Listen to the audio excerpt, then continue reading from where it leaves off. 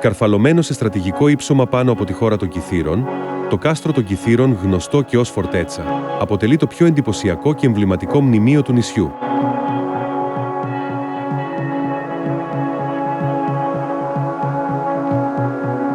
Χτισμένο από τους Ενετούς το 13ο αιώνα, το κάστρο δεσπόζει πάνω από το Ιόνιο, το Αιγαίο και το Κρητικό πέλαγος, αποκτώντας επάξια το προσωνύμιο «Μάτι της Κρήτης», αφού επέτρεπε τον έλεγχο της ναυσιπλοείας και των εμπορικών δρόμων της Μεσογείου.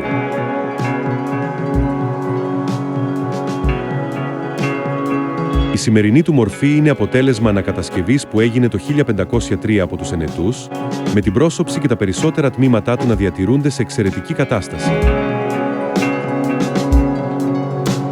Περπατώντας στο εσωτερικό του, θα ανακαλύψετε γραφικά εκκλησάκια, πολλά από το 15ο αιώνα, με σημαντικότερο το ναό της Παναγίας της Μυρτιδιώτισσας, προστάτηδα του νησιού.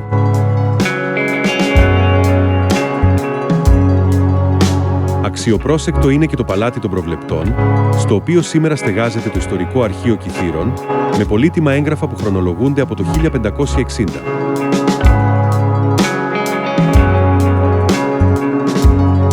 Το κάστρο δεν είναι μόνο ένα αρχιτεκτονικό και στρατιωτικό στολίδι της Ενετοκρατίας, αλλά και ένα ζωντανός μάρτυρας των πολλών ιστορικών αλλαγών που γνώρισε το νησί, από τους Βενετούς στους Οθωμανούς, από τους Γάλλους στους Άγγλους, μέχρι την ένωση με την Ελλάδα.